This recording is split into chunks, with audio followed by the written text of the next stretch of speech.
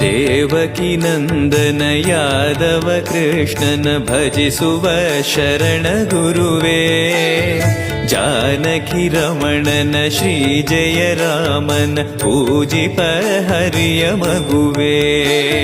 ದೇವಕಿ ನಂದನ ಯಾದವ ಕೃಷ್ಣನ ಭಜಿಸುವ ಶರಣ ಗುರುವೇ, ಜಾನಕಿ ರಮಣನ ಶ್ರೀ ಜಯ ರಾಮನ ಪೂಜಿಪ ಹರಿಯ ಮಗುವೇ. ಮಾಧವನ ಮಧುಸೂದನನ ಆರಾಧಿಪ ನಿಮ್ಮ ನಯನ, ಕೇಶವನ